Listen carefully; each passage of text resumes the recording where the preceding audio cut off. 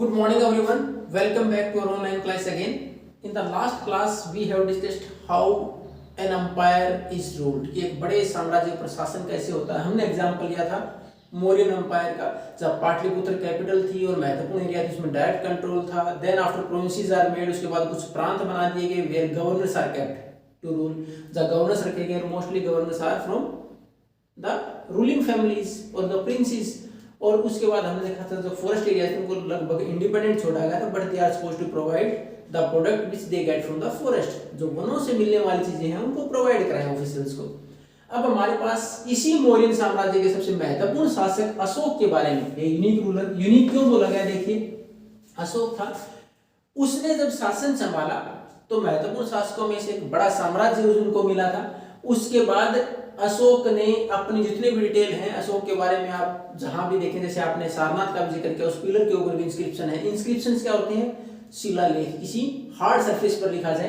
तो ऐसे ही उन्होंने अपनी बहुत सारी इंस्क्रिप्शन लिखाई अपने बारे में, उसमें उनके बारे में लिखी गई हैं. और कौन सी भाषा में? प्राकृत भाषा में होती थी. अशोक की जो इंस्क्रिप्शन है वो प्राकृत भाषा में थी. उनकी लिपि, जिसको हिंदी की हम बोलते हैं देवनागरी लिपि है, वैसी प्राकृत भाषा है. उसकी लिपि ब्राह्मी स्क्रिप्ट उसकी लिपि थी, उसमें लिखाई गई है. उसमें हमें अशोक के बारे में जो वर्णन मिलता है कि अशोक किस प्रकार के राजा थे. उसी में अशोक का वारिन कलिंग. अब अशोका की वास्तविक जो पहचान, बड़ी पहचान जो औरों से अलग बनाती थी वो कौन सी थी? अशोका ने युद्ध के बाद, कलिंग का जो युद्ध था उसके बाद जो उन्होंने डिसाइड किया वो उनको सबसे ज्यादा महान बनाती है राजाओं में. अब ये था अशोका वारिन कलिंग. कलिंग का युद्ध था क्या कि कलिंग, ये जो कोस्टल एरिया उड़ीसा का, उस इलाके का नाम था कलिंग पहले. जो अब हमारा उड़ीसा है, वो जो तटीय इलाका है उसको पहले कलिंग बोलते थे. उसके दौरान जब अशोका ने युद्ध लड़ा तो उसने एक इंस्क्रिप्शन में इसके बारे में लिखा है. एक इंस्क्रिप्शन में उन्होंने लिखा, जब मैंने कलिंग का युद्ध लड़ा तो उस टाइम पर आफ्टर रूलिंग फॉर 8 years, मैंने 8 साल के शासन के बाद कलिंग के ऊपर आक्रमण किया, उस जगह के ऊपर आक्रमण किया. उसमें लगभग 1.5 लाख लोगों को तो उन्होंने इम्प्रिजन, जेल, कैप्चर कर लिया था, अपने पास बंदी बनाया और लगभग 1 लाख लोग उसके अंदर मारे गए. अब उसके अंदर जब इतने सारे लोग मारे गए तो उनको थोड़ा सा उस वक्त उन्होंने देखा कि आई फेल्ट सोरो, कि मेरे को बड़ा दुख हुआ कि जो हमारे प्रिय होते हैं, एक मालिक अपने नौकर के लिए हो सकता है, हमारे रिलेटिव्स हैं, सोल्जर्स हैं, उसमें भाई बहन माता पिता सबके आपस में प्रियजन हैं, वो किस प्रकार मारे जाते हैं. इतना सारा विलाप, इतने सारा ब्लड सेट, इतना सारा खून बहा. तो उसके बाद उनको युद्ध से विरक्ति हो गई और उसके बाद इन्होंने उस इंस्क्रिप्शन में लिखा है, I adopted the new way to win the people. लोगों को जीतने का एक नया तरीका मैंने ढूंढा, वो है धम. और ये धम क्या है? It is the Prakrit word.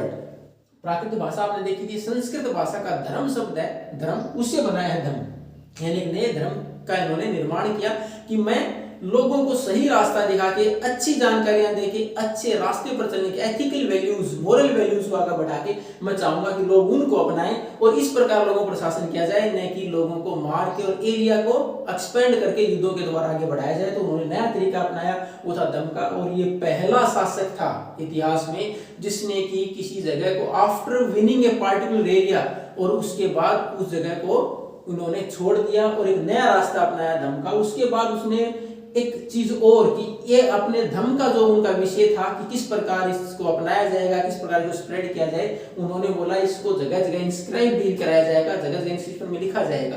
क्यों लिखा जाएगा?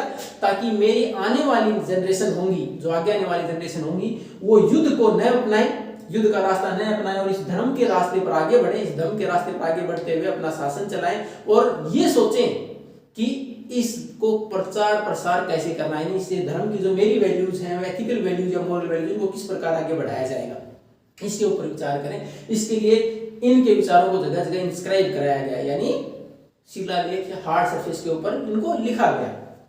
तो ये धम्म था क्या, इसकी महत्वपूर्ण वैल्यूज क्या कुछ थी, we are going to discuss in the next class. Thank you.